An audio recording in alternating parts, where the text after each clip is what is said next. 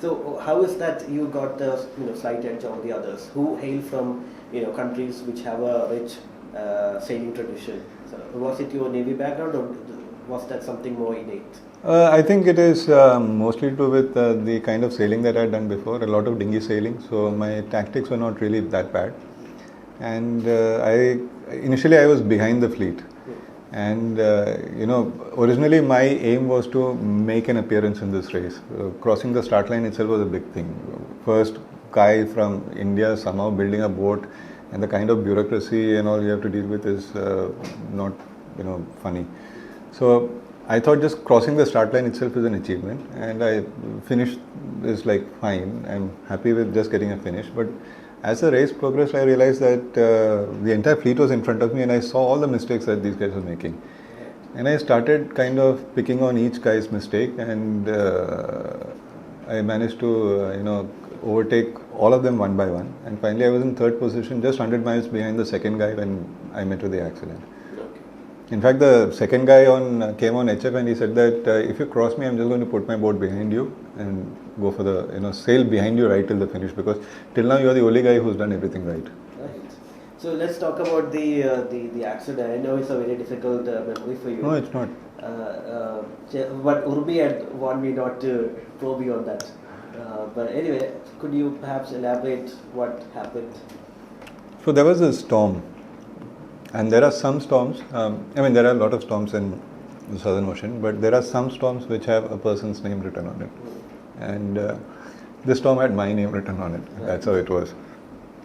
It was a very fast moving storm.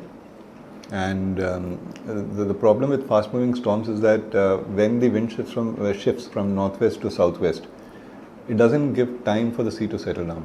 So you still have huge waves coming from northwest, and then the fresh set of waves coming from the southwest. And when this happens, when you've got two trains of waves colliding at roughly 100-120 degrees, you get massive waves because of the interference, and that's what happened there.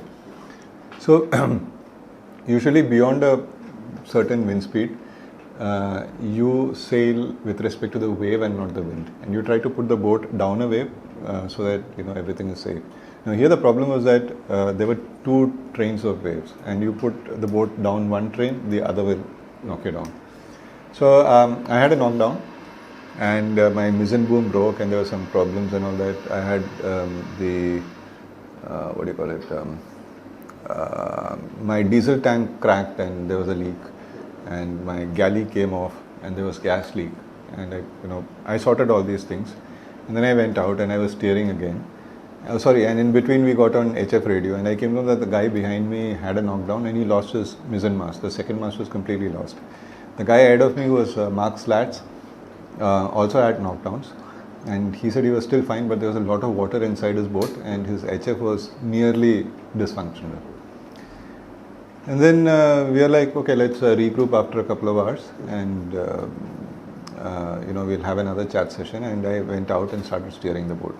Now in the second knockdown, when it happened, I kind of got separated from the boat, and I was holding the mast, and I was pushed underwater. So the boat is like this, I was underwater, and I moved away from the hull, and I was holding the mast. So when the boat straightened, I was on top of the mast, and this was probably anywhere between 5 to 9 meters. And I could have just slid down, but my hand got stuck in a steel wire rope. So I was hanging by one hand. I thought my wrist has to break now for me to come down. Turns out it was my watch that got stuck, and eventually the strap broke, and I fell onto the boom like this with my back on the boom, and then I fell on the deck. And then I crawled inside, and there was a mess. I was cleaning up things. There were tools here and there, charts on the floorboards, cushions stuck on the ceiling, and it was a mess. So I started cleaning, and 30 minutes later when I tried to stand up, my knees were buckling and I was just falling down. And then I thought maybe the legs got weak because of spending so much time at sea. I sat down, and I thought I had a little bit of pain in my back, so I sat down and did some Vajrasan to stretch my back. And then I tried to stand up and I couldn't. It's like the knees had no strength. It was just buckling and I was constantly falling. Then I crawled and I got onto the bunk, and I had a texting device, satellite texting device. I texted the race organizers, rolled, dismasted, severe back injury, cannot get up. So then they realized it was something serious, and they kind of started the rescue procedure. Okay. Well, was the Navy notified by the GGR officials or? I really don't know what exactly happened, but I believe GGR wouldn't have notified the Navy. GGR would have notified the MRCC, which is the Maritime Rescue Coordination Center, and I was under the Australian SRR, Search and Rescue Region. So ideally, Australia should have been responsible for my rescue. I think it must have been probably my wife who intimated the Navy. Yeah. Multiple countries were involved with that. So yes, there were 4 countries involved. The first guy who made an attempt to come towards me was my nearest competitor, whose name was Gregor Guckin. He was Irish, and he had lost both his masts, and he, cut pieces of his mast and made a triangular thing like this, rigged some sail, and he was slowly coming towards me. Australia dispatched a P8 Orion operating from Reunion, and they were trying to locate me. Indian Navy immediately sent a P8I to look for me.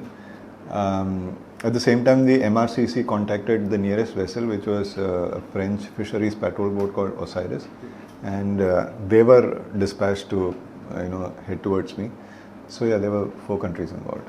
So what was the recovery process like? You were not brought back to India immediately. Yes, so I was taken to Amsterdam Island by this ship, Osiris, and there I was stabilized, and I couldn't eat anything because my esophagus was very raw. A lot of hiccups, which I later realized was probably because the nerve got irritated, and that was adding to the acid reflux. But yeah, I was on IV and things like that, and finally one day I asked him if I could go for a walk, and they helped me walk around the island and all that. Indian Navy and Australian Navy had dispatched their ships to pick me up from this island, but the Australians arrived first. The next day the naval ship was coming, so I was told to come back in the naval ship to India. So the ship arrived, they had sent a helicopter, and I was stretchered into the helicopter and taken to the ship. And from there I was straight away taken to the sick bay, and it took, I think, another 10 days for me to reach India. And as soon as I reached India, they took me to the hospital, where they did an MRI scan, and they saw 4 fractures in the spine. So after that I was told, you will just lie flat, and I was put in a plane, sent to Delhi, because the Navy believed that the best doctor was Air Commodore Sridhar in RR Hospital. So I was taken to RR Hospital. He did a CT scan, and next day morning operated. So he did what, I don't know, technically it's called laminectomy.